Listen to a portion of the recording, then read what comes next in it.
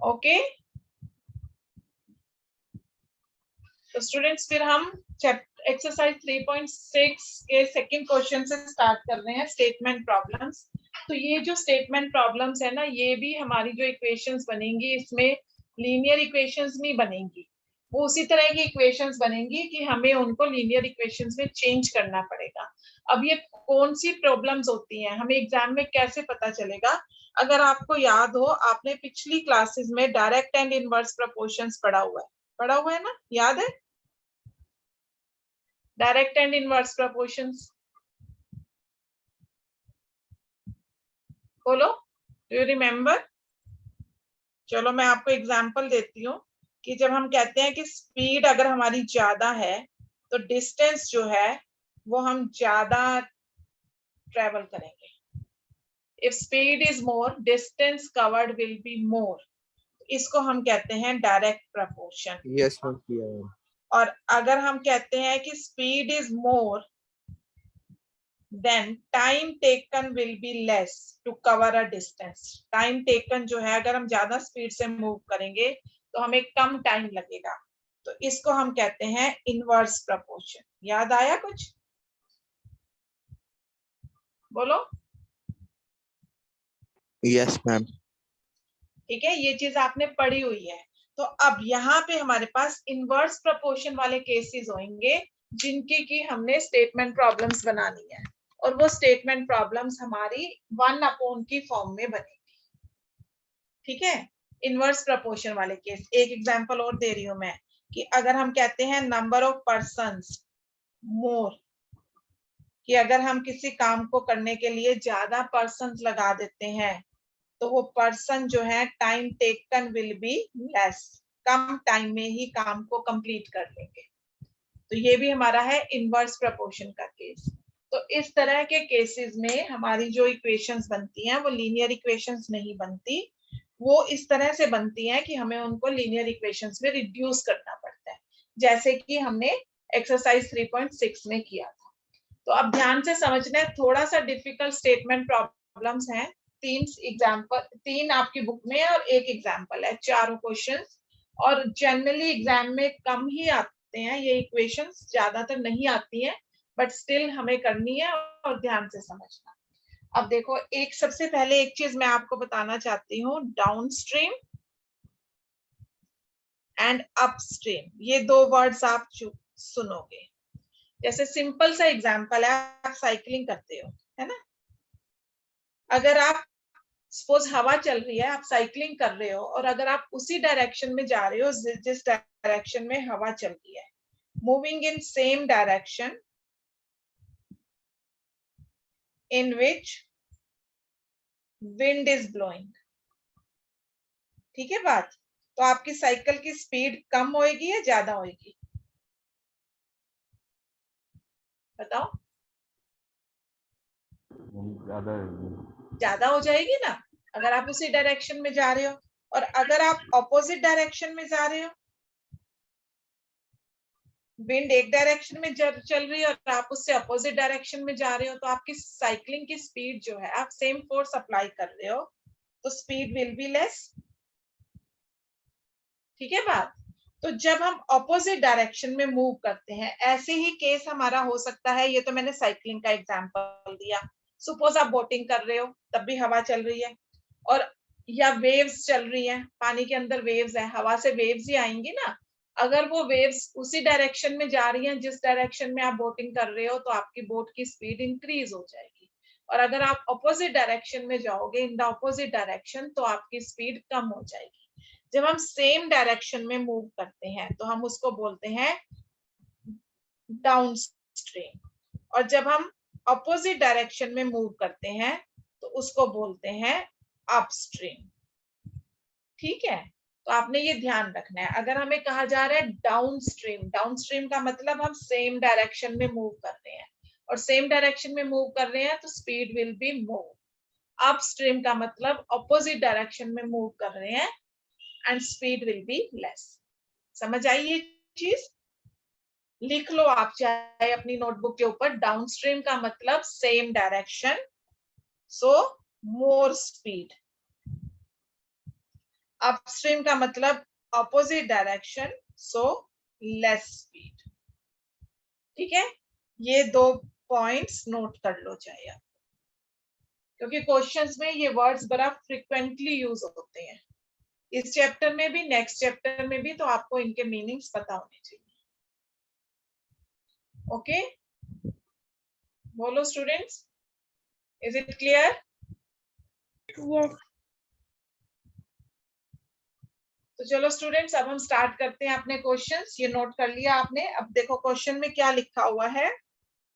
First statement problem, Ritu can row down stream 20 kilometre in 2 hours। ठीक है, down stream distance जो है वो है 20 किलोमीटर, इन टाइम जो है वो है 2 hours। ये डाउन स्ट्रीम जा रही है, डाउन स्ट्रीम का मतलब सेम डायरेक्शन में जा रही है। ठीक है, फिर उसके बाद लिखा हुआ है and she can move upstream, upstream का मतलब ऑपोजिट डायरेक्शन में, how much, 4 kilometre in 2 hours।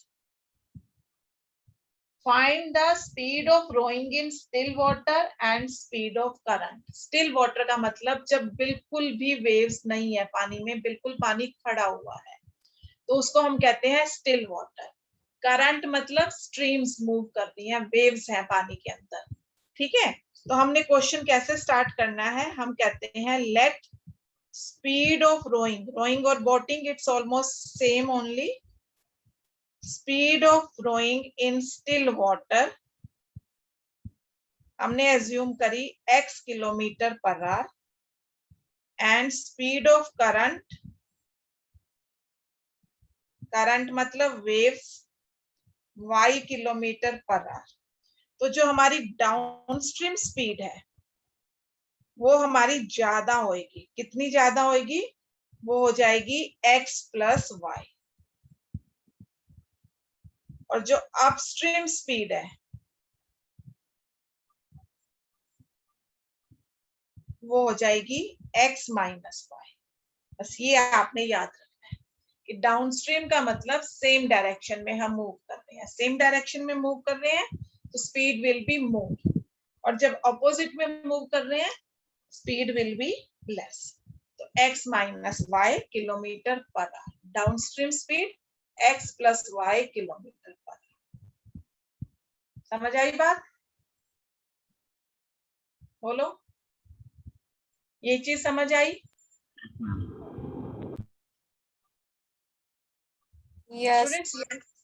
Okay, जिसको नहीं समझ में आया प्लीज इधर रेज योर हैंड्स और या मेरे से बोल के पूछ लो स्टूडेंट्स। अब हमें क्वेश्चन में दिया हुआ है कि डाउनस्ट्रीम वो मूव कर रहा है 20 किलोमीटर इन 2 hours, तो हम फॉर्मूला लगा सकते हैं कि speed equals to distance upon time. ठीक है, हम कहते हैं कि वी नो, हमारे पास 3 चीजें हैं, speed, distance, time. We know speed equals to distance upon time, so this means downstream का मतलब x plus y is equals to 20 upon 2, that is x plus y equals to 10। तो ये हमारी बन गई एक इक्वेशन। फिर ऐसे ही अपस्ट्रीम से बनाएंगे, अपस्ट्रीम यानी x minus y equals to 4 upon 2। Upstream का डिस्टेंस और अपस्ट्रीम का टाइम ले लेंगे तो हमारे पास सेकेंड इक्वेशन आ जाएगी x minus y is equal to 2. 4 upon 2 बेटा। Yes ma'am, but after cutting it will be 2. हाँ, आफ्टर दैट कैंसल होके हमारे पास 2 आ गया, बिल्कुल सही। तो ये हमारी अब 2 इक्वेशंस बन गई। अब इन 2 इक्वेशंस को आप इजीली सॉल्व कर सकते हो। समझ आया डाउनस्ट्रीम अपस्ट्रीम का मतलब? देखो हमें चीजें 2 फाइंड आउट करनी है, speed of rowing in still water and speed of current. तो हमने एज्यूम किया speed of rowing in still water is x kilometre per hour, speed of current is y kilometre per hour, downstream speed x plus y kilometre per hour, upstream speed x minus y kilometre per hour. तो अब हमें distance और time question में दिया हुआ था, तो बस हमने फॉर्मूला देखा अपना कि स्पीड, डिस्टेंस और टाइम के बीच में रिलेशन होता है, speed equals to distance upon time, उससे हमने इक्वेशंस बना ली। अब दो इक्वेशंस बन गई, आप इनको इजीली किसी भी मेथड से सॉल्व कर सकते हैं। मैम आज मेरा पीटी हुआ था तो उसका क्वेश्चन पेपर ग्रुप में सेंड कर दो। हाँ जी, बिल्कुल कर दो, बिल्कुल कर दो, और अगर कोई डिफिकल्टी है तो आप पूछ भी सकते हो। नो मैम आता था। Excuse me, ma'am. आ रहा आता था? Yes ma'am. Okay. Ma'am, it's subjective. I scored 20 out of 25. Soumya, मुझे आवाज क्लियर नहीं है बेटा आपकी, बैकग्राउंड वॉइसेस आ रही है, आवाज आपकी क्लियर नहीं आ रही, दोबारा देखो, बोलो। Ma'am, now it is clear. Yes बेटा। Ma'am, in subjective, I scored 20 out of 25 in this evaluation. Very good. In maths ना जो फर्स्ट हुआ था Yes, ma'am. Yes, और ma'am. ऑब्जेक्टिव? Ma'am, वो PTM में पता चलेगा. ओके, चलो, that's good, very good child.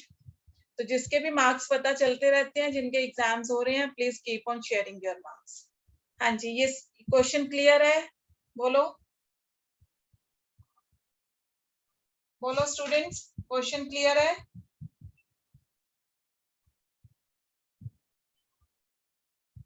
Yes ma'am.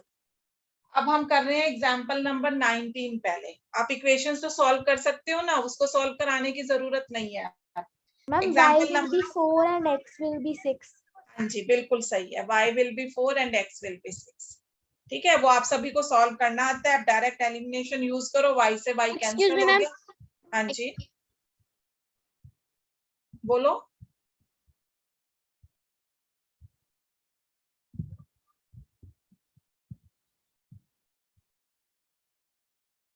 शान, कुछ कहना चाहती हो बेटा? आवाज आ नहीं रही है अभी।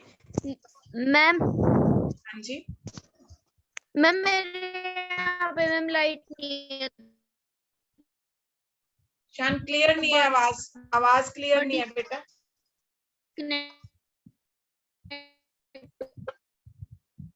हो रही है मैम क्लास। यस स्टूडेंट्स, मेरी आवाज आपको क्लियर आ रही है? Yes, ma'am.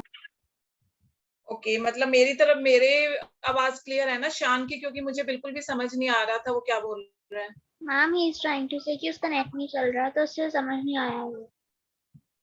ओके, बट वो फिर अभी भी उसको आवाज क्लियर नहीं है तो कैसे समझ आएगा? He is saying that ma'am light is not there. ओहो, फिर अब इस चीज का तो कुछ नहीं हो सकता ना। तभी मैंने पूछा कि मेरी आवाज, क्योंकि हमारे यहाँ भी ब्रॉडबैंड, पहले मेरी भी क्लास ज्वाइन की मैंने, तो वो एकदम से ब्रॉडबैंड पता नहीं क्या हुआ उसका, वो बंद ही हो गया। तो अभी मैंने दूसरे नेट से फिर ज्वाइन किया।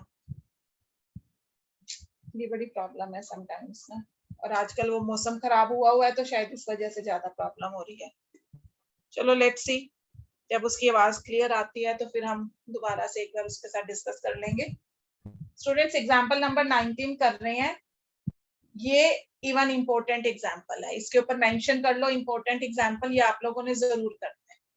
क्वेश्चन में देखो अब क्या लिखा हुआ है फिर से। अ boat goes 30 kilometre upstream and 44 kilometre downstream in 13 hours. It can go 14 kilometer upstream, 40 kilometer upstreams and 55 kilometer downstreams in 13 hours. Find the speed of the stream and boat in still water. ठीक है students, तो सबसे पहले तो हमने assume करना है, late speed of boat in still water. जब भी अपस्ट्रीम डाउनस्ट्रीम का क्वेश्चन होगा तो ये दो स्पीड्स आपने अलग अलग एज्यूम करनी है। And speed of stream is y kilometre per our. ठीक है, तो अब अपस्ट्रीम स्पीड हमारी हो गई, क्या होगी अपस्ट्रीम स्पीड? बोलो,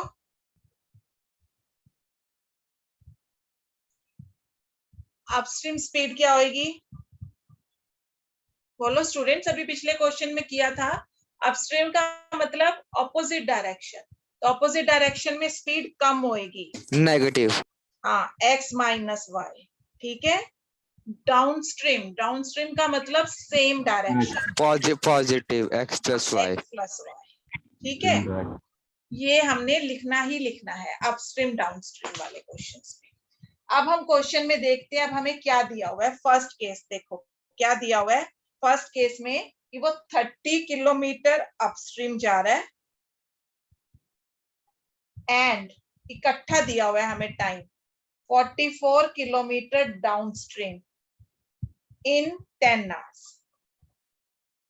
दोनों का इकट्ठा टाइम दिया हुआ है, दो डिस्टेंस का अलग। पहले जो हमने एक्सरसाइज में क्वेश्चन किया उसमें सिंगल सिंगल दिया हुआ था, बट अब यहाँ पे दो दो टाइम मिला के दिया हुआ है कि पर्सन 30 किलोमीटर अपस्ट्रीम गया और 44 किलोमीटर डाउनस्ट्रीम इन 10 आवर्स। टाइम दिया हुआ है तो टाइम का फॉर्मूला क्या होगा, डिस्टेंस अपॉन स्पीड, ठीक है ना। अब टाइम दिया हुआ है तो टाइम का फॉर्मूला लगाएंगे हम। टाइम का फॉर्मूला है डिस्टेंस अपॉन स्पीड, ठीक है ना। बोलो इस चीज में कोई प्रॉब्लम? No. तो हमारी इक्वेशन कैसे बनेगी अब? डिस्टेंस है 30, अपस्ट्रीम, अपस्ट्रीम स्पीड है x माइनस वाई, तो इक्वेशन बनेगी 30 upon x minus y plus 44 downstream 44 upon x plus y is equals to 10। ये बनेगी हमारी इक्वेशन। देखो इस चीज को, बुक में से स्टेटमेंट पढ़ो फिर यहाँ पे ध्यान दो।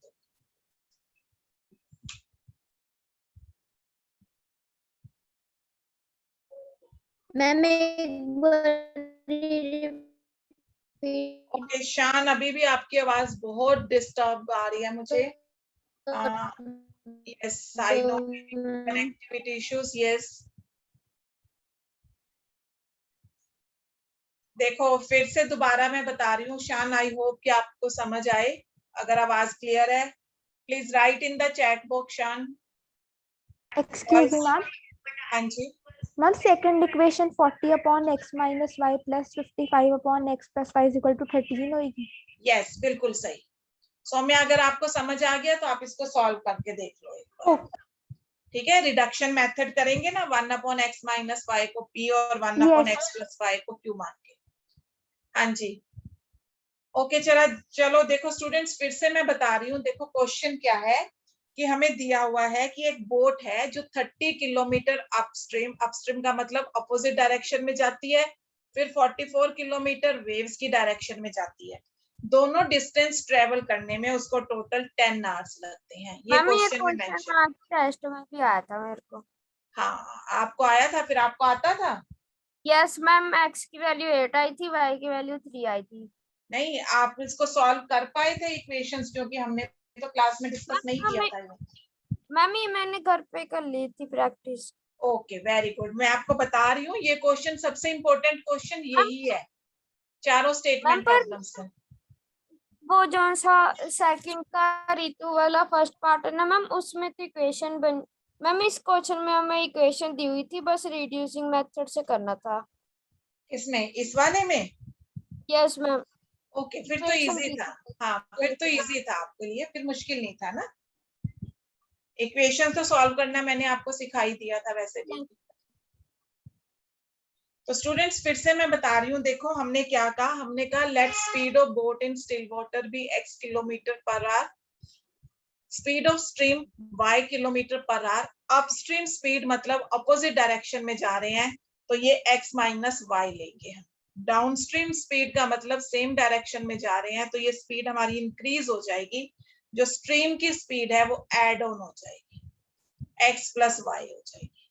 तो अब क्वेश्चन में दिया हुआ है कि एक पर्सन 30 किलोमीटर अपस्ट्रीम गया, 44 किलोमीटर डाउनस्ट्रीम गया इन 10 आवर्स।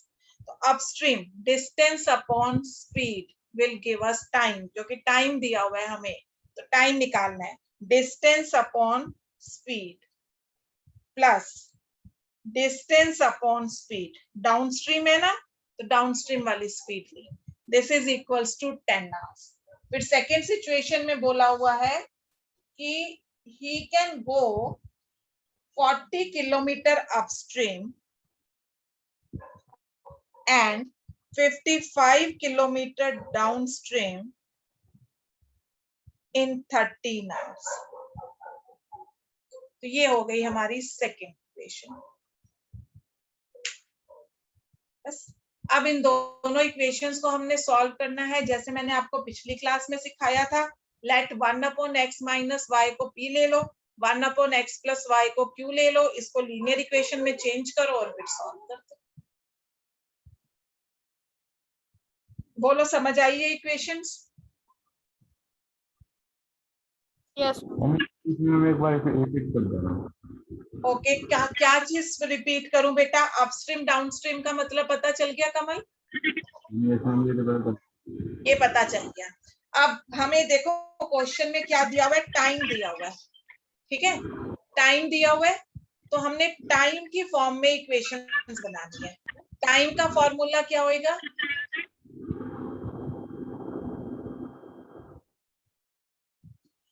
टाइम का फॉर्मूला होता है हमारा डिस्टेंस अपॉन स्पीड, ठीक है? टाइम का फॉर्मूला हमारा है distance upon speed. 30 kilometre distance है, अपस्ट्रीम स्पीड लेंगे x minus y. 44 kilometre distance, downstream speed x plus y, दोनों का सम 10 आवर्स। इक्वेशन हो गई 30 upon x minus y plus 44 upon x plus y equals to 10।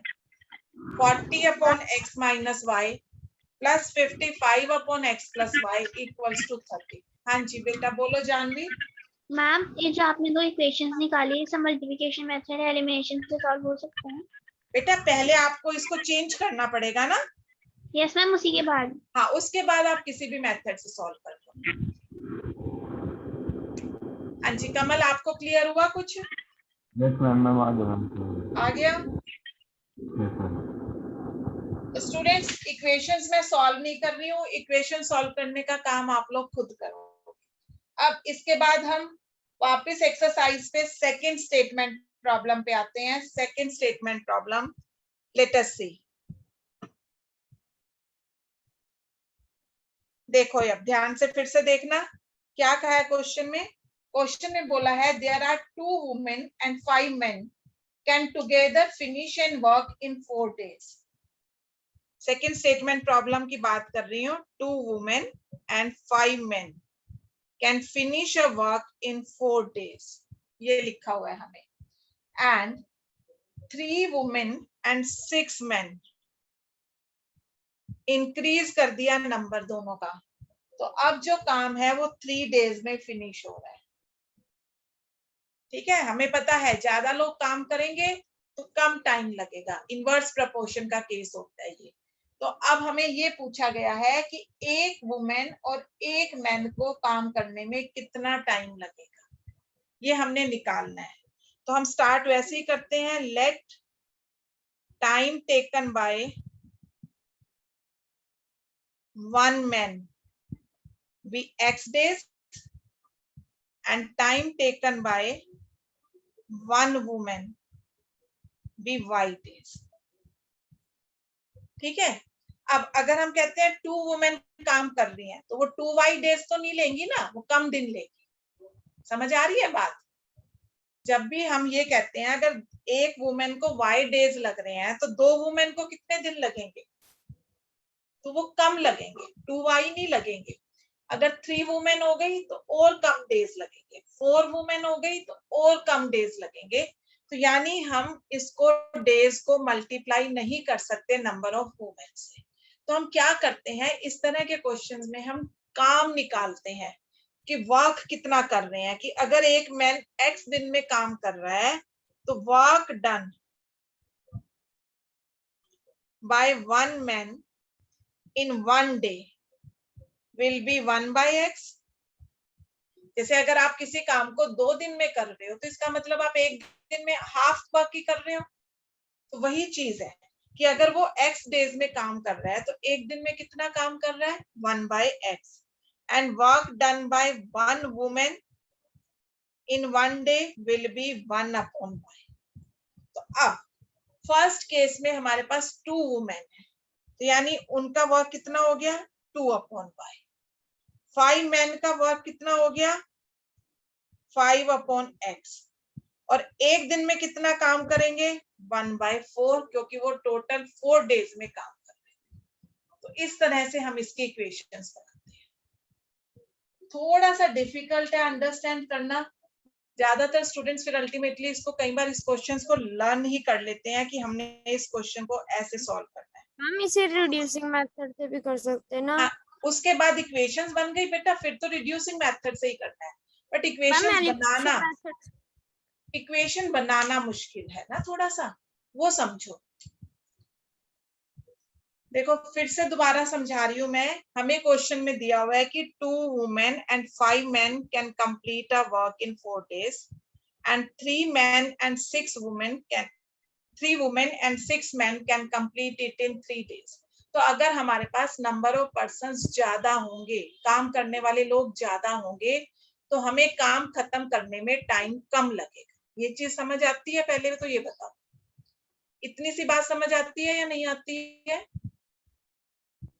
Okay ma'am. ठीक है ना, कि अगर ज्यादा लोग मिलके काम करेंगे तो टाइम कम लगेगा। एक्सक्यूज मी मैम, हाँ जी मैम सेकंड इक्वेशन में 6/x नहीं आएगा? हाँ, 6/x आएगा, यस बिल्कुल सही। ठीक है स्टूडेंट्स, ये बात समझ आई? अब तो इसलिए क्योंकि हम टाइम को मल्टीप्लाई नहीं कर सकते नंबर ऑफ मैन वुमेन से, क्योंकि टाइम कम लगता है, बट वर्क को मल्टीप्लाई कर सकते हैं, क्योंकि 2 वुमेन वर्क ज्यादा करेंगी, 2 मैन वर्क ज्यादा करेंगे। तो हम क्या करते हैं, इस क्वेश्चन में टाइम से वर्क निकालते हैं। हम कहते हैं कि अगर एक मैन को x डेज लग रहे हैं, तो यानी वो एक दिन में कितना काम कर रहा है 1/x। एक वुमेन को y डेज लग रहे हैं, तो वो एक दिन में कितना काम कर रही है 1/y। अब 2 वुमेन मिलके काम कर रही हैं, तो उनका काम कितना हो गया 2/y। 5 मेन काम कर रहे हैं, तो उनका काम कितना हो गया 5/x। अब डेज को भी काम में रिप्लेस करा, तो ये हो गया 1/4, क्योंकि 4 डेज में वो पूरा काम कर रहे थे ना, तो एक दिन का निकाल रहे हैं हम, तो एक दिन में कितना काम करेंगे 1/4। ऐसे ही 3 वुमेन 3/y काम करेंगी, 6 मैन 6/x काम करेंगे। अब 3 दिन में टोटल कर रहे थे, तो एक दिन में कितना करेंगे 1/3, और ये हमारी इक्वेशंस बन गई। अब इनको हम रिड्यूसिंग मेथड से सॉल्व करेंगे। बोलो स्टूडेंट्स, कुछ क्लियर हुआ? मैम सॉल्व करके बता दो एक बार। सॉल्व बेटा वही, let 1/y equals to p, 1/x equals to q। ठीक है, तो मेरी इक्वेशन क्या बन गई 2p plus 5q equals to 1/4, 3p plus 6q equals to 1/3। ऐसे बन गई? कोई प्रॉब्लम इसमें? No ma'am. अब इसको फ्रैक्शन को रिमूव करने के लिए 4 से मल्टीप्लाई कर देंगे सबको, तो ये आ गया 8p plus 20q is equals to 1, 9p plus 18q is equals to 1। अब इनको एलिमिनेशन मेथड से सॉल्व करना है, तो इसको मैं इंटू 9 कर लेती हूँ, इसको इंटू 8 कर लेती हूँ, तो ये एलिमिनेशन मेथड से 72 बन के मेरा सॉल्व हो जाएगा। ठीक है, समझ आई बात? बोलो। Yes. Soumya, is it clear? Yes ma'am. तो स्टूडेंट्स, इसकी थर्ड स्टेटमेंट प्रॉब्लम अभी हम छोड़ रहे हैं, क्योंकि एक दिन में इतनी ज्यादा करेंगे ना ये वाली प्रॉब्लम्स, तो कहीं ना कहीं आप लोगों को कंफ्यूजन हो जाएगी। थर्ड स्टेटमेंट प्रॉब्लम हम नेक्स्ट क्लास में डिस्कस करेंगे। आज मैं आपको अब नेक्स्ट चैप्टर स्टार्ट करवाने वाली हूँ, क्वाड्रेटिक इक्वेशंस। ठीक है, अब जिनको अगर इन स्टेटमेंट प्रॉब्लम्स में थोड़ी सी परेशानी आ रही है, तो इसको हम नेक्स्ट टाइम दोबारा डिस्कस कर लेंगे। अभी जिनका एग्जाम है वो प्लीज इस पे थोड़ा सा फोकस कर लो, और इसके बाद मैं चैप्टर 4 आपको डिस्कस कराने वाली हूँ। और स्टूडेंट्स, चैप्टर 4 करने के बाद आई होप के सभी स्टूडेंट्स का फर्स्ट पीरियोडिक टेस्ट का सिलेबस कंप्लीट हो जाएगा। तो हम 1, 2, 3, 4 एंड 14 ये पांचों के 5 चैप्टर्स दोबारा से रिवाइज करेंगे, और साथ साथ में आप लोगों का साइड बाय साइड टेस्ट होगी। समझ आ रही है बात?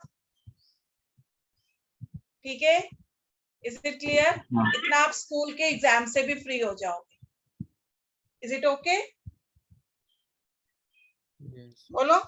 यस ठीक है, हाँ। आगे बढ़ने से पहले हम इन्हीं 5 चैप्टर्स को एक बार दोबारा से रिवाइज करके अच्छे से प्रिपेयर कर लेंगे। तो अभी हम स्टार्ट कर रहे हैं क्वाड्रेटिक इक्वेशंस, चैप्टर 4। अब स्टूडेंट्स, आपको याद है क्वाड्रेटिक पॉलिनोमियल्स हमने पढ़ा था। तो क्वाड्रेटिक पॉलिनोमियल्स की मैंने आपको जनरल फॉर्म बताई थी। क्या थी general form of quadratic polynomials? याद है किसी को? मैम याद तो? हाँ बोलो। ax square plus bx plus 1. ax square plus bx plus c plus not c 1, is equals to 0. हाँ, अब क्वाड्रेटिक इक्वेशन में क्या करेंगे? इसको इक्वल टू 0 कर देंगे। तो ये हमारी बन गई क्वाड्रेटिक इक्वेशन की जनरल। पॉलिनोमियल में हम इक्वल टू नहीं लिखते। ax square plus bx plus c, ये हमने चैप्टर 2 में पढ़ा था, इज अ क्वाड्रेटिक पॉलिनोमियल। अब ax square plus bx plus c equals to 0 is a quadratic equation। तो ध्यान रखना है, जो x square का कोफिशिएंट है वो आपका a है, x का कोफिशिएंट b है और कांस्टेंट टर्म c है। अब क्वाड्रेटिक इक्वेशन है तो इसके टू, जैसे हम क्वाड्रेटिक पॉलिनोमियल में जीरोस बोलते हैं, तो यहाँ पे हम कहते हैं रूट। ओके, रूट मतलब x की values, solutions. So it has two roots। Two roots मतलब अगर हम इसको सॉल्व करेंगे तो x की हमारे पास 2 वैल्यूज आएंगी। It can have maximum 2 roots. तो हम ऐसे लिखते हैं, it can have maximum 2 roots. ठीक है, अब जो वो रूट्स हैं वो 2 मैक्सिमम हो सकते हैं, 2 से कम भी हो सकते हैं, बट 2 से ज्यादा नहीं हो सकते। तो फिर से हमें कंडीशंस पढ़नी पड़ेंगी।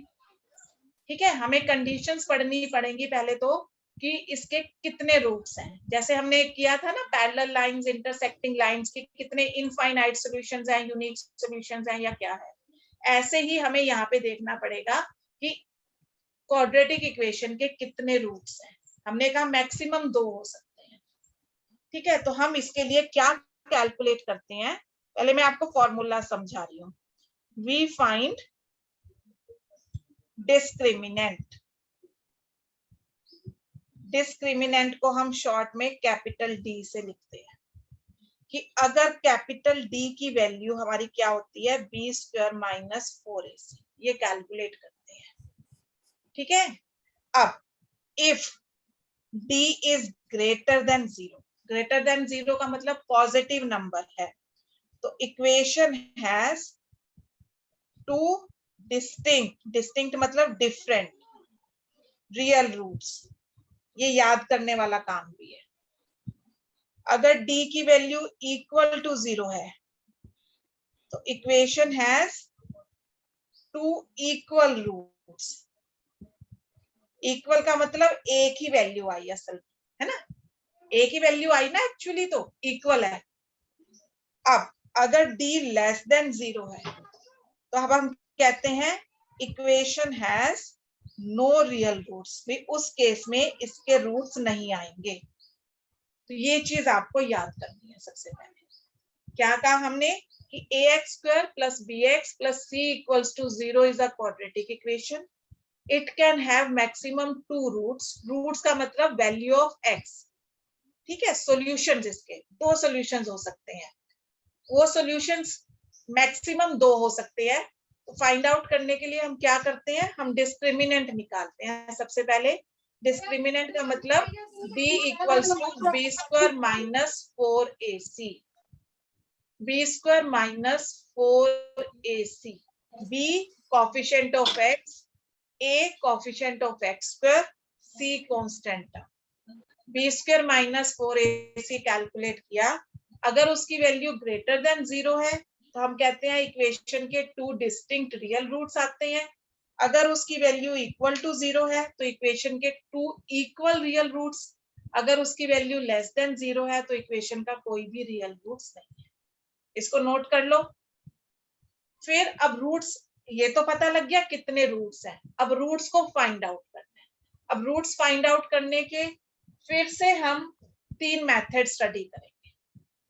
जैसे हमने पिछले चैप्टर में करे हैं ना 3 मेथड्स, ऐसे ही यहाँ पे भी हम 3 मेथड स्टडी करेंगे रूट्स को फाइंड आउट करने के। ये नोट कर लिया आपने? पहले बताओ। ये लर्निंग वाला काम है, मैं पूरे चैप्टर का आपको इकट्ठा ही करवा रही हूँ, लर्निंग वाला काम स्टेप बाय स्टेप। फिर उसके बाद हम बस स्टेप चैप्टर स्टार्ट कर देंगे, फॉर्मूला सारे हम यहीं पे ही डिस्कस कर देंगे, ठीक है। फिर उसके बाद हम ये कहते हैं कि we will discuss 3 methods, okay, 3 methods to find roots. पहला मेथड है फैक्टराइजेशन, जो कि आपने पिछली क्लासेस में भी आप करते रहे हो, स्प्लिटिंग द मिडिल टर्म, याद है ना? Yes, ma'am. तो वही है फैक्टराइजेशन मेथड। हम स्प्लिटिंग द मिडिल टर्म से इसके फैक्टर्स बनाएंगे इक्वेशन के, और हमारे पास x की वैल्यूज आ जाएंगी।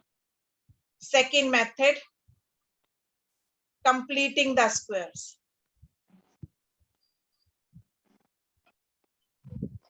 ये हम तभी प्रेफर करते हैं जब क्वेश्चन में लिखा हुआ है, अदरवाइज हम प्रेफर नहीं करते, ठीक है। Yes, ma'am. एक बार मेरे को चेक करना पड़ेगा कि ये सिलेबस से डिलीट हो गया या है, मेरे को एक बार चेक करना पड़ेगा। आई थिंक डिलीट हो चुका है ये, मैं इसको चेक करके फिर आपको करवाऊंगी, ठीक है। और तीसरा मेथड है क्वाड्रेटिक फॉर्मूला। क्वाड्रेटिक फॉर्मूला, अब जैसे कई बार क्या होता है कि स्प्लिटिंग करनी मुश्किल होती है ना, हमें समझ नहीं आता किसी भी उसका स्प्लिटिंग कैसे करें, तो हम क्वाड्रेटिक फॉर्मूला यूज कर देते हैं। दिस इज वेरी इजी, एक फॉर्मूला है जो आपको याद है तो आप इसको अप्लाई कर सकते हो। क्या है quadratic formula? x equals to minus b plus minus root d upon 2a, ये है फॉर्मूला। इससे आप किसी भी क्वेश्चन को सॉल्व कर सकते हो, चाहे आपकी स्प्लिटिंग हो रही है चाहे नहीं। Minus b plus minus root d upon 2। I think b आपको पता है क्या है? क्या है बी? मैम y वाली टर्म। कोफिशिएंट ऑफ x बेटा। अब हम क्वाड्रेटिक इक्वेशन कर रहे हैं ना, सिर्फ एक ही वेरिएबल है x हमारे पास, coefficient of x, a coefficient of x square, और d की value b square minus 4ac। अब मैं आपको एक एग्जांपल करवाती हूँ। देखो, मैंने कहा कि ये इक्वेशन है,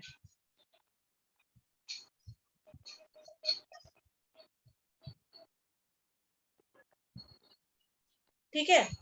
दिस इज एन इक्वेशन, हमें कहा है इसको सॉल्व करो। पहले चेक करो इसके कितने रूट्स हैं एंड देन सॉल्व इट। तो मैंने सबसे पहले देखो, a जो है वो है 2, b है -3 और c है -1, ठीक है। आपको क्वाड्रेटिक चैप्टर 2 में जैसे लिखते थे आप, सेम वैसे ही a b c, x square का कोफिशिएंट, x का कोफिशिएंट कांस्टेंट था।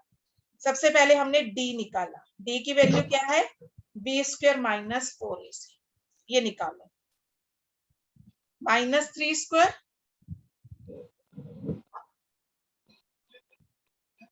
नाइन प्लस 8, 17 आ गया, ठीक है ना। अब ये 17 is greater than 0, positive value है, तो इसका मतलब इसके 2 डिस्टिंक्ट रियल रूट्स आएंगे। अब ये तो पता लग गया, अब डिस्टिंक्ट रियल रूट्स हैं। अब अगर हम इसकी फैक्टराइजेशन करने की कोशिश करें तो पॉसिबल नहीं होगा, चेक करके देख लो आप, इसकी फैक्टराइजेशन पॉसिबल नहीं है। बट अगर हम इसको क्वाड्रेटिक फॉर्मूला से सॉल्व करें तो बड़ा इजीली सॉल्व हो जाएगा। क्वाड्रेटिक फॉर्मूला ये जो मैंने यहाँ लिखा है, ठीक है। क्या है क्वाड्रेटिक फॉर्मूला से x की वैल्यू? -b, अब मेरे को सॉल्व करना है ना, तो मैं क्वाड्रेटिक फॉर्मूला यूज कर रही हूँ, -b plus minus root d upon 2a। -b का मतलब minus of -3 plus minus root 17 upon 2 into 2, तो ये हमारे पास आ गया 3 प्लस माइनस रूट 17 अपॉन 4, ये आ गया हमारा आंसर। ये हो गया हमारा quadratic formula to solve the quadratic equation.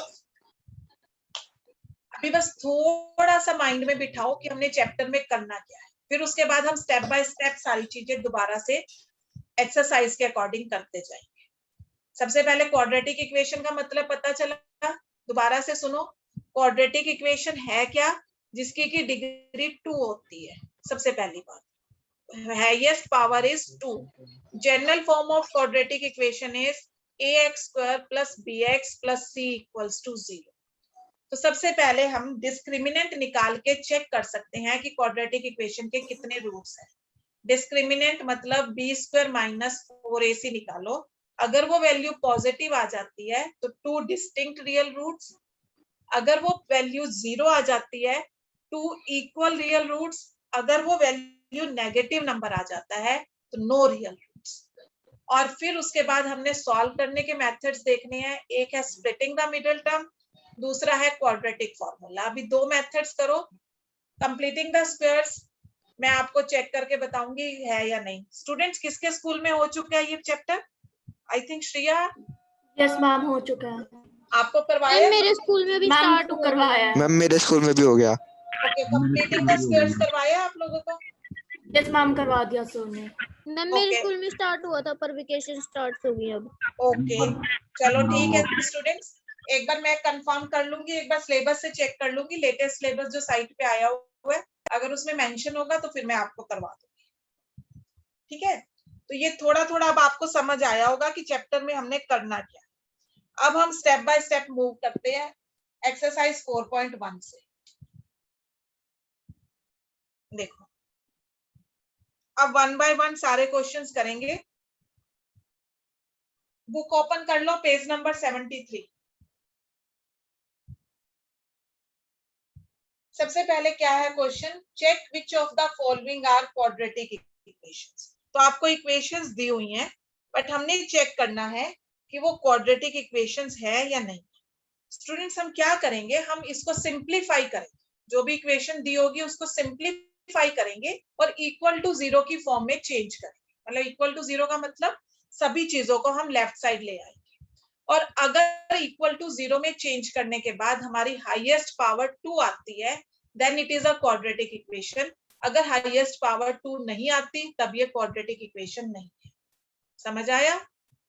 Meaning क्या हुआ इस क्वेश्चन का? बोलो।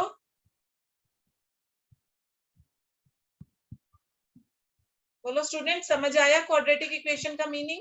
हम एक बार बताना। क्वाड्रेटिक इक्वेशन बेटा मैंने ये कहा, जैसे ये हमें एक इक्वेशन दी हुई है, हम इसको सिंप्लीफाई करेंगे। सिंप्लीफाई का मतलब जैसे हम इस आइडेंटिटी को ओपन कर सकते हैं ना, a+b² लगा के। फिर इस 2 ब्रैकेट को ओपन कर सकते हैं 2 से मल्टीप्लाई करके। फिर हम इस सबको इधर लेफ्ट हैंड साइड पे शिफ्ट करके इक्वल टू 0 की फॉर्म में चेंज करेंगे। इक्वल टू 0 की फॉर्म में जब हम चेंज करेंगे और हाईएस्ट पावर जो है वो इक्वेशन की अगर वो 2 आती है, डिग्री उसकी 2 होती है, तब हम कहेंगे ये क्वाड्रेटिक इक्वेशन है, अदरवाइज नहीं। देखो कैसे, लुक हियर, जैसे मैंने इसको सॉल्व करा a+b² लगा के, a² + b² + 2a, और इस तरफ आ गया 2x - 6। ठीक है, ये स्टेप क्लियर है? सिंप्लीफाई कर रही हूँ। Yes ma'am. अब मैं सबको इधर शिफ्ट कर देती हूँ। x² + 1 + 2x - 2x + 6 = 0। ये मेरी इक्वल टू 0 की फॉर्म हो गई। अब मैं देख रही हूँ 2x और -2x कैंसिल हो रहा है, और ये 6 और 1 ये प्लस होके 7 बन गया, और मेरे पास ये आ गया सिंप्लीफाई करके आंसर। ठीक है? Yes ma'am. अब यस मैम। इसमें हाईएस्ट पावर हमारी क्या है? 2 है ना? Yes ma'am. Highest power Yes, 2 है, ma'am. तो इसका मतलब it is a quadratic equation. अगर हाईएस्ट पावर 2 से कम होती है या 2 से ज्यादा होती है तब ये क्वाड्रेटिक इक्वेशन नहीं है। ये हमने चेक करके बताना है। समझ आई बात? 1 मार्क का क्वेश्चन है जो कि कभी कभी एग्जाम में पूछ लिया जाता है। अब जैसे देखो सेकंड पार्ट, देखो अब सेकंड पार्ट में फिर से हमें एक इक्वेशन दी हुई है, x² - 2x - 2 × 3 - x। फिर से हमने इसको सिंप्लीफाई करा, इस तरफ तो हम कुछ नहीं कर सकते, इस तरफ हम ब्रैकेट ओपन कर सकते हैं। ब्रैकेट ओपन करेंगे तो -2 से मल्टीप्लाई करेंगे तो ये आ गया -6। Ma'am it is a quadratic. Okay, अब हमने इधर शिफ्ट किया। Ma'am x² - 4x + 6। हाँ, अब ये हमारे पास ये आ गया। फिर से हाईएस्ट पावर हमारी 2 है, so it is a quadratic equation. समझ आई बात? अब बताओ जिसको नहीं समझ आया, आपने सिंप्लीफाई करना है। सिंप्लीफाई करके फिर हाईएस्ट पावर चेक करनी है। अगर हाईएस्ट पावर 2 है then it is a quadratic equation, otherwise not. बोलो समझ आई बात? Yes, ma'am. मैम ठीक है स्टूडेंट्स, फिर थर्ड पार्ट खुद करना शुरू करो जरा। हाँ जी बोलो। मैम आज एक टेस्ट में क्वेश्चन आया था मैम, तो उसमें sum of zeros and product of zero दिया था, तो मैम हमने वैल्यू पुट कर ली पर वो फ्रैक्शन में आ रहा था, तो एलसीएम लेना जरूरी है क्या? बेटा लेना चाहिए वैसे, क्योंकि एग्जामिनर उसके मार्क्स काट सकता है। इट डिपेंड्स ऑन एग्जामिनर, वो मार्क्स काट भी सकता है और हो सकता है दे भी दे। तो इट इज बेटर कि आप एलसीएम लेके फ्रैक्शंस रिमूव करके आंसर दो। ओके हाँ जी स्टूडेंट्स, चलो नेक्स्ट पार्ट शुरू करें। थर्ड पार्ट देखो। थर्ड पार्ट में हमें क्या दिया हुआ है, x - 2 इंटू x + 1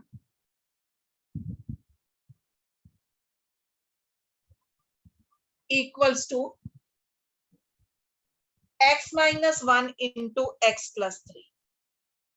हाँ जी, सिंप्लीफाई करना है। इन दोनों को हमें मल्टीप्लाई करना पड़ेगा ना, बीच में कोई साइन नहीं है तो मल्टीप्लाई होंगी। इन दोनों को मल्टीप्लाई करना पड़ेगा। कोई स्टूडेंट बताएगा कि हम इन दोनों को मल्टीप्लाई करेंगे तो क्या आएगा?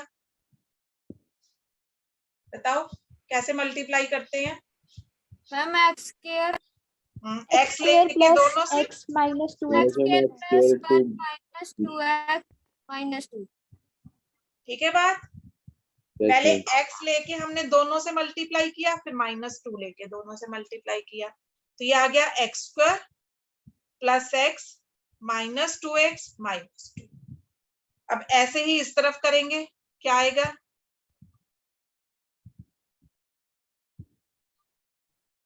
x² + 3x - x + -3 -3। Very good, ठीक है, बिल्कुल सही। कमल एंड सौम्या दोनों का आंसर बिल्कुल सही है। अब देखो हम इसको अब सिंप्लीफाई करते हैं।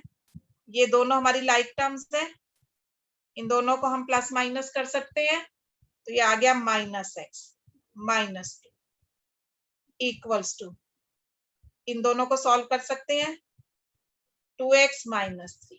अब शिफ्ट करते हैं इधर, इक्वल टू 0 में change. It is not quadratic। Not a quadratic equation. No ma'am. Okay देखो, x² कैंसिल हो गया। अब -x - 2x, ये -3x बन गया, -2 + 3। अब देखो हाईएस्ट पावर हमारी 1 आ रही है, Yes, ma'am. x² कैंसिल हो गया ना, हाईएस्ट पावर अब 1 बची, तो इसका मतलब it is not a quadratic equation, ये हमारी लीनियर इक्वेशन आ गई। So it is not a quadratic equation. ठीक है, तो ये 1 मार्क का क्वेश्चन है जो कि आपको एग्जाम में कई बार पूछ लिया जाता है। चेक करो कि क्वाड्रेटिक इक्वेशन है या नहीं है, तो आपने ऐसे सिंप्लीफाई करके चेक करना है। अब फोर्थ पार्ट खुद ट्राई करो, करो खुद ट्राई।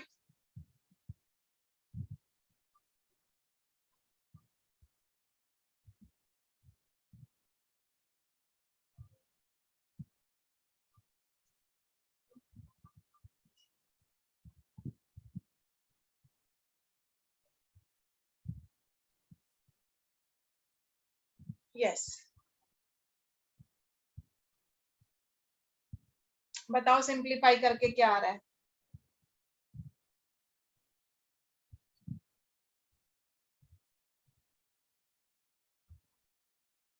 मैम फर्स्ट आ रहा है 2x square plus x minus 6x minus 3। 2x square plus x minus 6x minus 3, बिल्कुल सही। और इधर क्या आ गया, x स्क्वायर प्लस 5x, है ना। अब पहले चलो सिंप्लीफाई कर लेते हैं इन दोनों को, माइनस 5x बन गया और इसको शिफ्ट कर लेते हैं। तो अब ये फिर से लाइक टर्म्स कंबाइन करो, x square minus 10x minus 3, ये आ गया। सिंप्लीफाई करके देखो, यही आ रहा है। Yes ma'am. हाँ, तो फिर से ये क्या है, क्वाड्रेटिक इक्वेशन।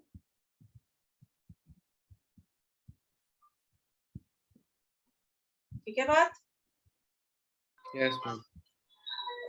ये है आपका क्वेश्चन, सारे पार्ट्स यही हैं सेम ऐसे ही। फिफ्थ पार्ट ऐसे ही ट्राई करो। Look at fifth part. हाँ जी, क्या बोल रहे हो?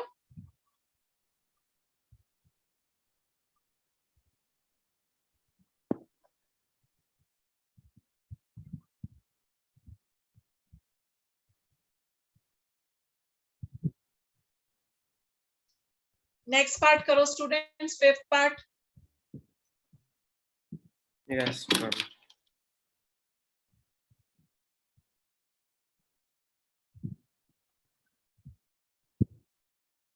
Fifth part is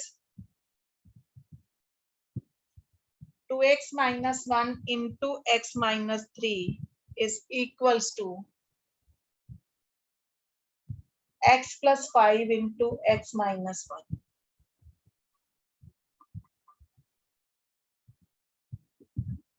ma'am it is not a quadratic equation. Okay, बताओ जरा मुझे अंकित, मल्टीप्लाई करके क्या आया लेफ्ट साइड पे? मैम लेफ्ट साइड पे, हाँ इधर। Okay ma'am, 2x square minus 6x minus x plus 3। हाँ जी बिल्कुल ठीक। और इधर क्या आया? x square minus x plus 5x minus 5। बिल्कुल सही।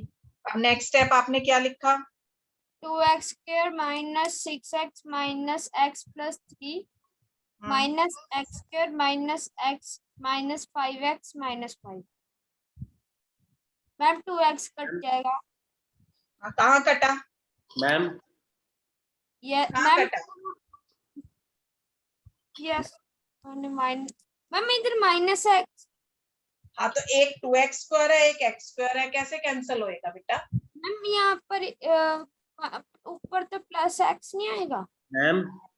हाँ जी मैम 5 मल्टीप्लाई 1 मैम 5 आएगा मैम, माइनस 5 मैम 5 -5। ओके, यहाँ पे -5 आएगा। यस, हाँ तो -5 का +5 बन गया।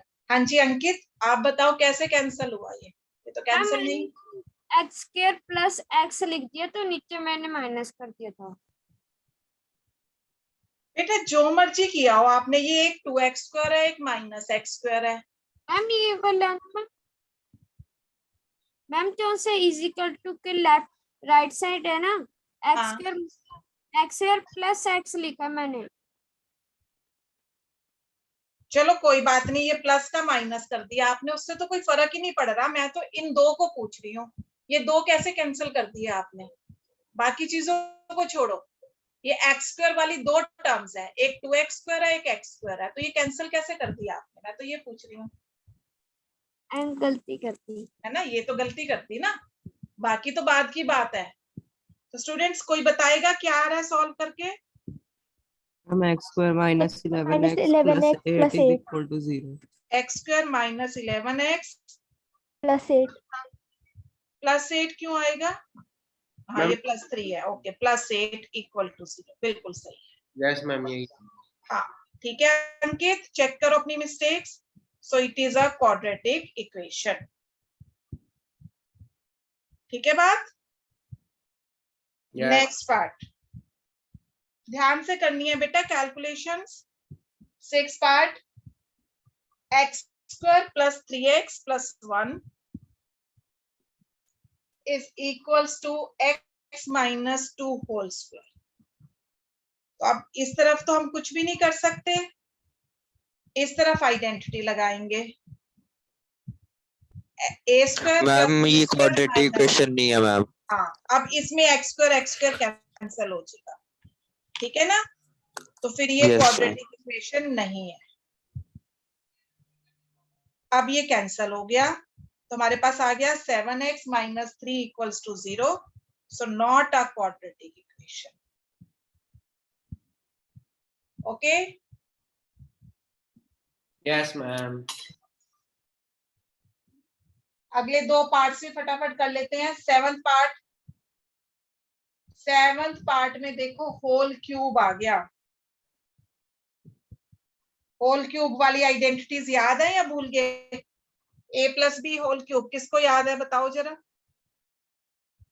Ma'am a³ + b³ + 3ab + a + b। 3ab bracket a + b। Yes ma'am, वही हो गया। हाँ वही, बिल्कुल सही। सेवंथ पार्ट में लिखा है x + 2 होल क्यूब =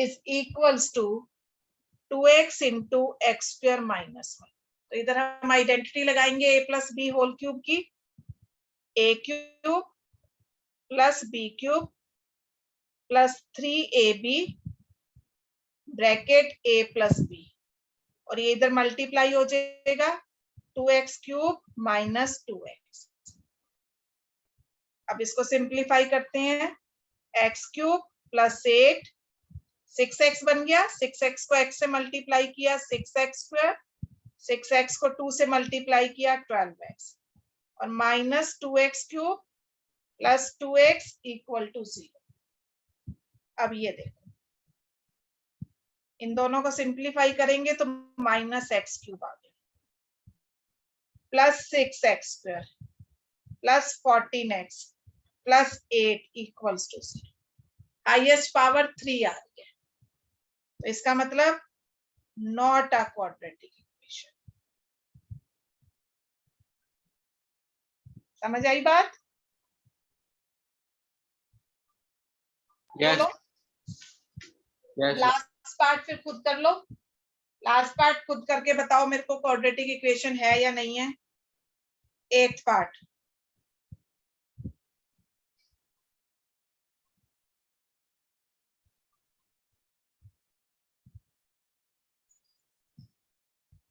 ये आइडेंटिटी फिर से क्यूब वाली आइडेंटिटी लगेगी, अब a - b होल क्यूब की।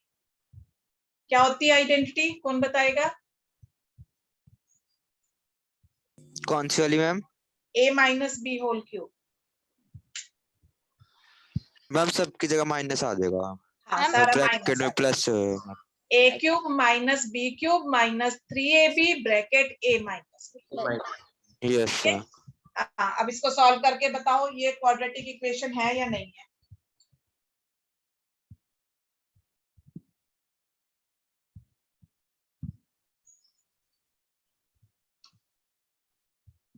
Yes ma'am. It is a quadratic equation, क्योंकि दोनों तरफ से x³ आपका कैंसिल हो जाएगा।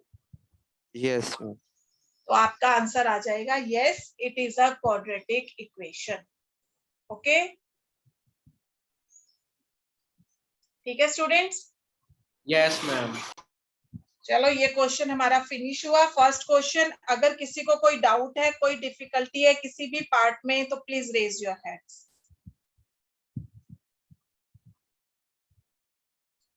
रेज योर हैंड अगर आपको किसी भी पार्ट में कोई भी प्रॉब्लम है। Exercise 4.1 question number 1। नो। तो आगे क्यूब फिर वाले में है। कौन से में है? मैम क्यूब वाले में लास्ट वाला पार्ट, 8th पार्ट। ओके बेटा, लुक हियर, क्या दिया हुआ है? x³ - 4x² - x + 1 = x - 2 whole cube. ठीक है, इस तरफ तो हम कुछ नहीं कर सकते, इधर हम आइडेंटिटी लगाएंगे। कौन से वाली? a - b whole cube, a³ - b³ - 3ab bracket a - b। ठीक है, ये वाली आइडेंटिटी लगाएंगे। तो लेट्स सी, हमने इसको एज इट इज रखा, इधर हमने लगाया x³ - 2³ 3 × x × -2 ब्रैकेट x - 2। तो ये हमारे पास आ गया x cube minus 4x² minus x plus 1 as it is, इधर एक्स क्यूब माइनस 8, ये मैंने गलत लिख दिया, या 2 आएगा, 6x into x minus 6x², 6x into minus 2 plus 12x। अब शिफ्ट करा हमने,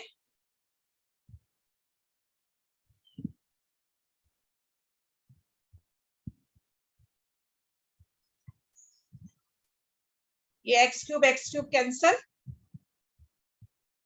यहां से हमारे पास आ गया 2x² minus x minus 12x minus 13x 1 plus 8 9।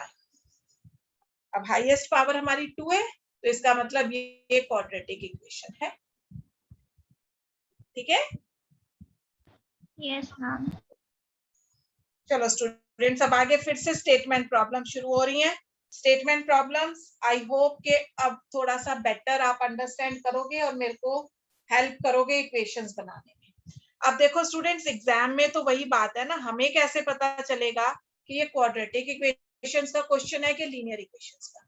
आपने कोई घबराने वाली बात नहीं है, जिसका क्वेश्चन होगा ना ऑटोमेटिकली आपकी वही इक्वेशन बनेगी। क्वाड्रेटिक का होगा तो चाहे आप जैसे मर्जी क्वेश्चन को शुरू कर लो, आपकी क्वाड्रेटिक इक्वेशन ही बनेगी।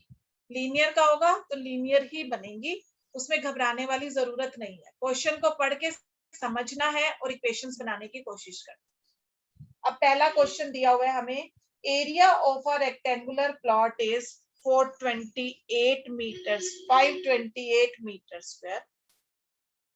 Length of plot is 1 more than twice the breadth.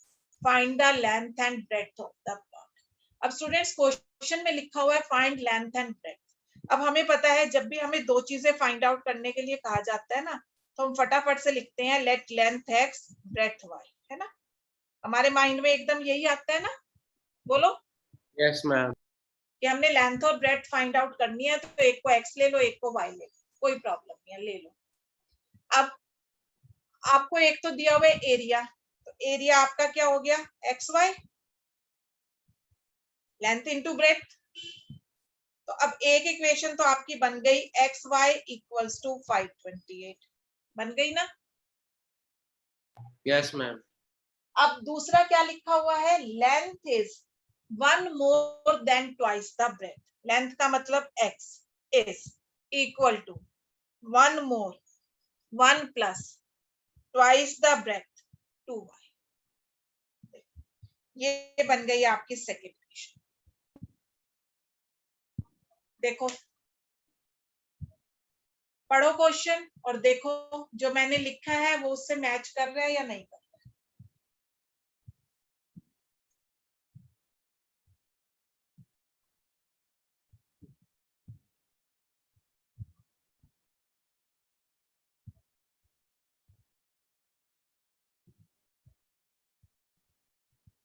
फिर से दोबारा देखते हैं, क्वेश्चन में लिखा हुआ है area of plot is 528 metre square, length of plot is 1 more than twice the breadth, find length and breadth of the plot. तो हमने जैसे ही क्वेश्चन में देखा हमें लेंथ और ब्रेड्थ फाइंड आउट करनी है, तो हमारे माइंड में सीधा सीधा आता है let length equals to x breadth equals to y. अब हमें एरिया दिया हुआ है, तो एरिया का फॉर्मूला लगाया हमने, एरिया लेंथ इंटू ब्रेड्थ, तो उससे हमारी इक्वेशन बन गई x y is equals to 528। फिर हमें दिया हुआ है क्वेश्चन में length is 1 more than twice the breadth, length का मतलब x equals to 1 plus 2y। बताओ दोनों इक्वेशंस बनाने में कोई प्रॉब्लम? No ma'am. नो। अब देखो स्टूडेंट्स, अगर आपका क्वाड्रेटिक इक्वेशन का क्वेश्चन होगा ना, तो ऑटोमेटिकली आपकी जो इक्वेशन है वो मल्टीप्लाई की फॉर्म में बन जाएगी। ठीक है, क्योंकि जो क्वाड्रेटिक इक्वेशन है उसमें ऑटोमेटिकली एक इक्वेशन आपकी प्लस में बनेगी और एक बन जाएगी मल्टीप्लाई की फॉर्म में।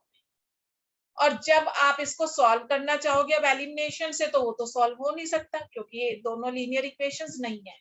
तो आप क्या करोगे, अब ये x की वैल्यू यहाँ पे सब्स्टिट्यूट कर दोगे, पुट 2 in 1, तो आपका हो गया 1 plus 2y into y is equals to 528 y plus 2y² minus 528 equals to 0, या हम इसको लिख सकते हैं सबसे पहले हाईएस्ट पावर, और ये ऑटोमेटिकली हमारी क्वाड्रेटिक इक्वेशन बन जाएगी। ठीक है, अब क्वाड्रेटिक इक्वेशन बन गई। अब अगर हमने इसको सॉल्व करना है तो हमने दो मेथड्स डिस्कस किए हैं, एक तो है factorisation, splitting the middle term, और दूसरा है क्वाड्रेटिक फॉर्मूला। अगर तो आपको देखो स्प्लिटिंग द मिडिल टर्म नजर आती है इजीली, तब तो आप उस पे टाइम लगाओ। अब यहाँ पे इतने बड़े बड़े नंबर हैं तो स्प्लिटिंग करना मुश्किल है, तो इट इज बेटर कि मैं क्वाड्रेटिक फॉर्मूला लगा लूं। क्वाड्रेटिक फॉर्मूला लगाने के लिए पहले डिस्क्रिमिनेंट फाइंड आउट करना पड़ेगा। What is the value of B?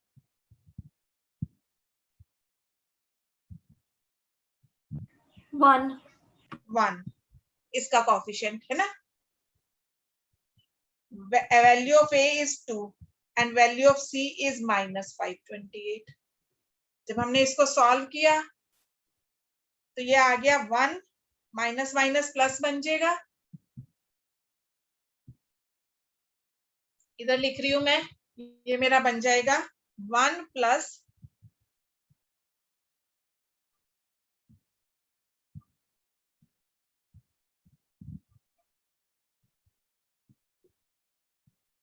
4225, ये आ गया डिस्क्रिमिनेंट। अब हम x निकाल लेंगे। ठीक है, चलो वो अभी मैं बाद में लिखती हूँ। पहले मुझे ये बताओ यहाँ तक आपको ये क्वेश्चन समझ आया? पहले तो इक्वेशन बनाना समझ आया या नहीं, ये बताओ, फिर उसके बाद इसको सॉल्व करने की बात करते हैं। अगर किसी को प्रॉब्लम है इक्वेशन बनाने में तो प्लीज आस्क।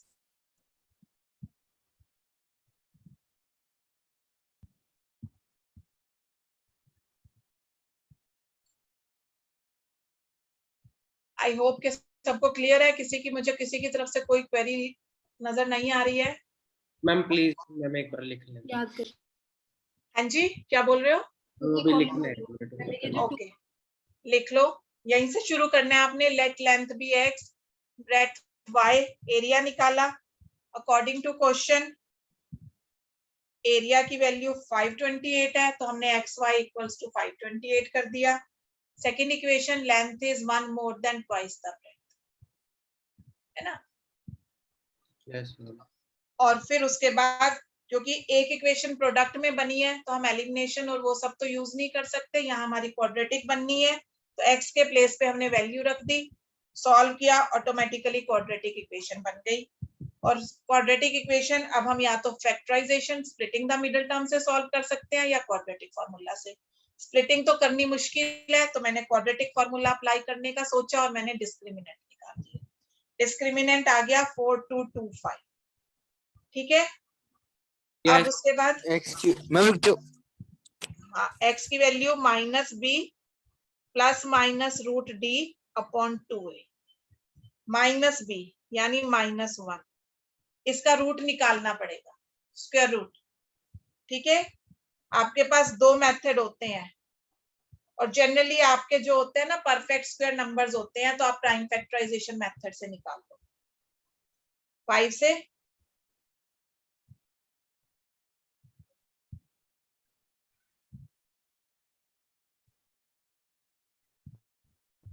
मैम। हाँ जी मैम हमारी सेकंड इक्वेशन क्या थी मैम?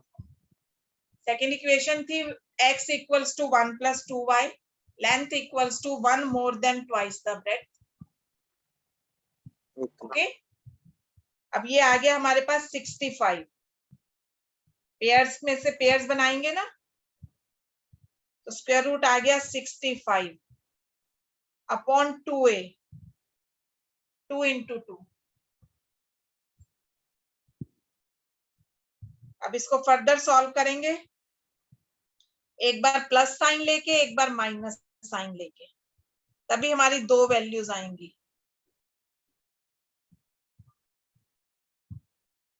64 अपॉन 4 16 और -66 अपॉन 4 -33/2। इस वैल्यू को हम रिजेक्ट कर देंगे। क्यों? क्योंकि लेंथ और ब्रेड्थ जो है वो नेगेटिव नहीं हो सकती। तो यानी हमारे पास y की वैल्यू आ गई 16, मीन्स ब्रेथ इज 16 मीटर और लेंथ हो गई 1 + 2 × 16, 33 मीटर। ये आ गया हमारा फाइनल आंसर।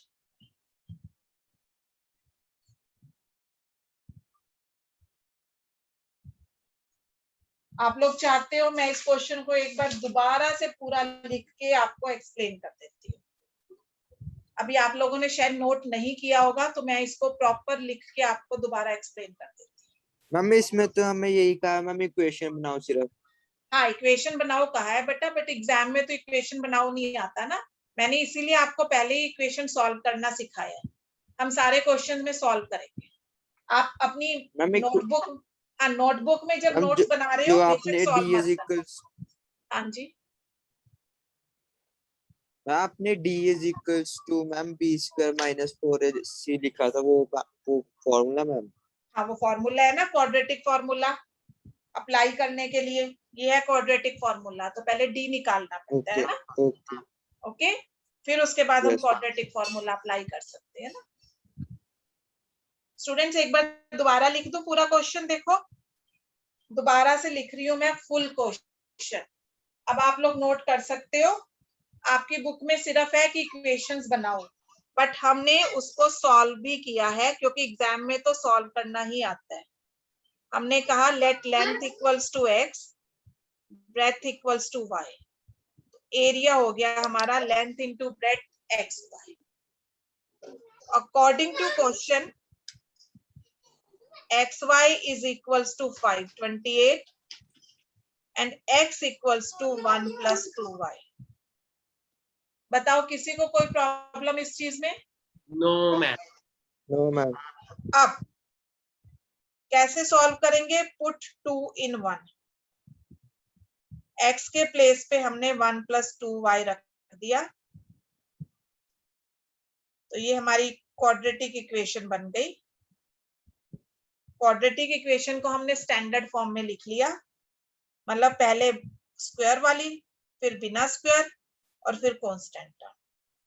अब d निकाला, क्योंकि इसको सॉल्व करना है तो मेरे को फैक्टर्स तो बनाना मुश्किल लग रहा है। यहाँ पे इतने बड़े बड़े नंबर है, तो मैंने डिस्क्रिमिनेंट निकाला।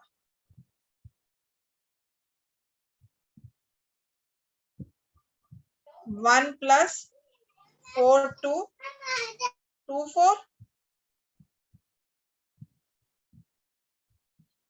ये आ गया 4225।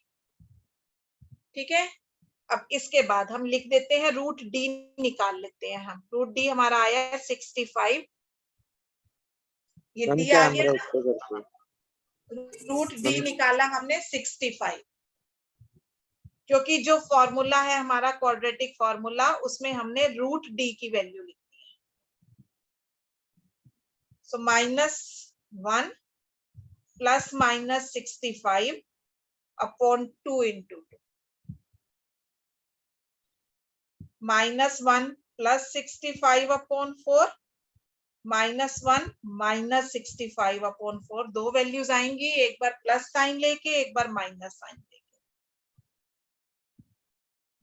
यहाँ पे आ गया -66 अपॉन 2, माइनस वैल्यू उसके नीचे लिख देना है रिजेक्टेड। ब्रेथ हमारी आ गई 16, y ब्रेथ है, और लेंथ हो गई 1 + 2 × 16, 33 मीटर। यहाँ पे हमने वैल्यू पुट करी तो हमारे पास लेंथ आ जाएगी।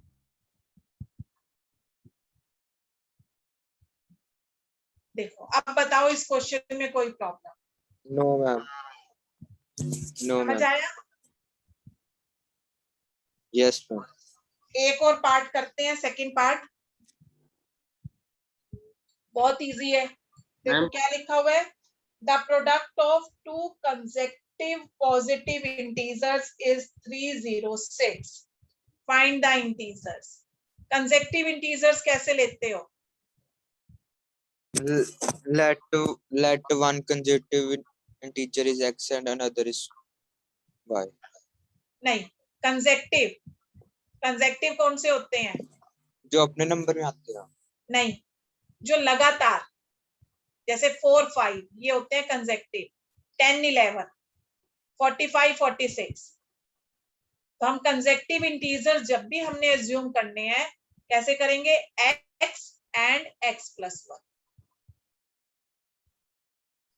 ठीक है, हमने ये कंसेक्टिव इंटीजर चैप्टर 1 में पढ़े थे, ये वर्ड चैप्टर 1 में आया था हमारे पास।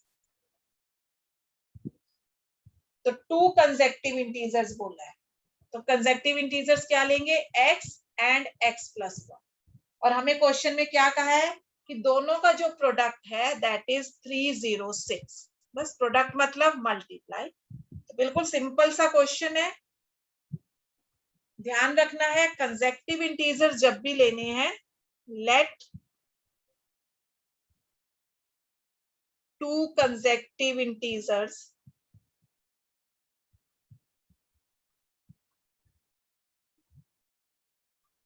x and x plus 1। अब अकॉर्डिंग टू क्वेश्चन बोला है कि इनका प्रोडक्ट, बस अब इसको हम मल्टीप्लाई करते हैं, ये हमारी क्वाड्रेटिक इक्वेशन बन गई। एक ही बनी है, नंबर देने की जरूरत ही नहीं है। समझ आया कंसेक्टिव का मतलब? Yes ma'am. अगर मैं कहती consecutive odd integer, odd numbers में 2 का गैप होता है, तो फिर हम क्या ले लेते, x and x plus 2। Even बोला जाता तब भी हम x and x plus 2।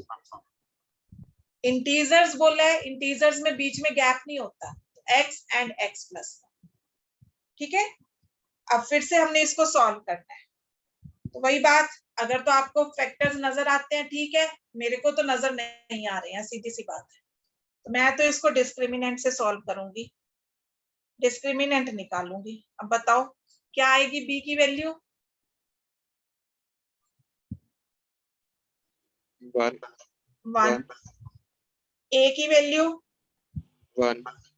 c की वैल्यू 306 माइनस 306 -306। ध्यान रखना है, माइनस माइनस मल्टीप्लाई करेंगे तो प्लस बन गया, ये आ गया 1225, है ना। अब इसका स्क्वायर रूट निकाल लेते हैं प्राइम फैक्टराइजेशन मेथड से। 5 से जाएगा 15 का मैम, नहीं, वो 225 होता है, ये 1225 है बेटा। Okay, yes. क्यूब नहीं हो सकता? क्यूब क्यों बेटा, हमें रूट निकालना है, स्क्वायर रूट निकालना है, क्यूब क्यों निकालेंगे? फॉर्मूला में रूट डी है ना, तो क्यूब निकाल के क्या करें, 35 का स्क्वायर। 35 का आ गया ये, है ना। तो रूट डी की वैल्यू हमारे पास आ गई 35। अब x निकालेंगे, -b plus minus root d upon 2। Minus b का मतलब -1 प्लस माइनस 35 अपॉन 2 इंटू 1। एक वैल्यू तो आ गई प्लस का साइन लेके, एक वैल्यू आ गई माइनस का साइन लेके। प्लस का साइन लेके ये आ गया 34/2 17 -18। अब क्वेश्चन में लिखा हुआ था पॉजिटिव इंटीजर्स, -18 को हम क्या कर देंगे, रिजेक्ट, सीधा लिख देना है रिजेक्टेड। क्वेश्चन में पॉजिटिव बोल रहे हैं ना, तो यानी हमारे अब इंटीजर्स क्या आ गए, 17 एंड x प्लस 1 था ना 18। x एंड x प्लस 1 दो निकालने थे ना, 17 एंड 18। मैम ये माइनस ही लगा हुआ, माइनस तो बेटा रिजेक्ट कर दिया क्योंकि क्वेश्चन में लिखा हुआ था पॉजिटिव इंटीजर्स। Okay ma'am. ये कहां से आए, ये हमने x की वैल्यू यहाँ पे रखी 17 एंड 17 प्लस 1 18। ओके, दो एज्यूम करे थे ना, तो दो आंसर्स देने हैं। Yes ma'am. स्टूडेंट्स अब मेरे को ये बताओ क्वाड्रेटिक इक्वेशंस के बारे में कुछ बेसिक्स क्लियर हुए? आज पहली क्लास थी इस चैप्टर की, क्वाड्रेटिक इक्वेशन क्या होती है ये पता चला? Yes ma'am. ठीक है, फिर क्वाड्रेटिक इक्वेशंस को सॉल्व करने के दो मेथड्स हम बात कर रहे हैं। पहली बात तो ये डिस्क्रिमिनेंट निकाल के हमें ये पता चल जाता है कितने रूट्स हैं। अगर ये वैल्यू पॉजिटिव आती है 2 डिफरेंट रियल रूट्स, 0 आती है 2 equal real roots, less than 0 negative आती है नो रियल रूट्स, और फिर ये क्वाड्रेटिक फॉर्मूला सिखाया है मैंने आपको।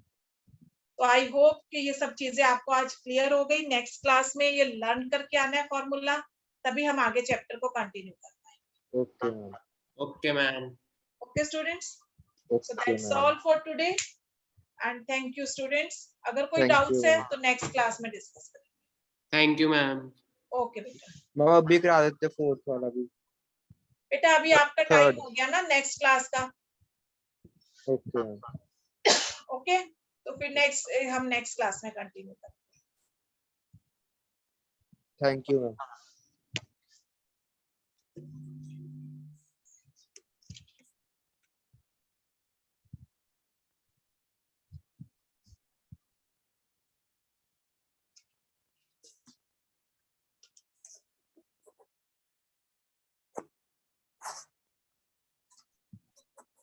बरजोत, आपकी आज सोशल की क्लास नहीं है क्या बेटा? है मैम। सभी स्टूडेंट्स ने लीव कर दिया। पता नहीं मैम। ओके चलो, सर ज्वाइन हम कर रहे लेक्चर हैं। ही ज्वाइन करेंगे दोबारा वो। हाँ सर ज्वाइन कर रहे हैं तो मैं लीव कर रही हूँ। ठीक है बेटा। Okay thank you ma'am.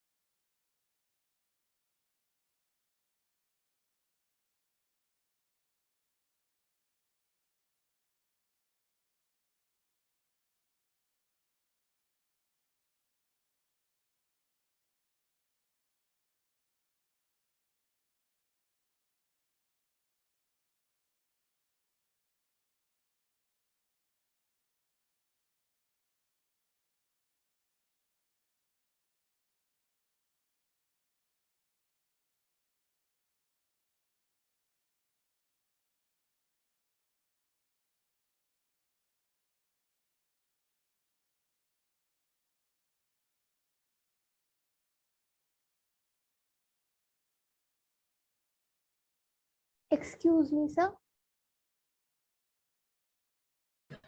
Yes, good evening, students. Good evening, sir. Sir, I won't be able to switch on my video. Good Okay, evening, beta, sir. no problem. Good evening, sir. Good evening. Good evening, sir. Good evening, sir. Is the board clear to you? Yes, sir. Okay. So as we were revising all the chapters, so today we have to do nationalism in India. The other 4 chapters we have already revised.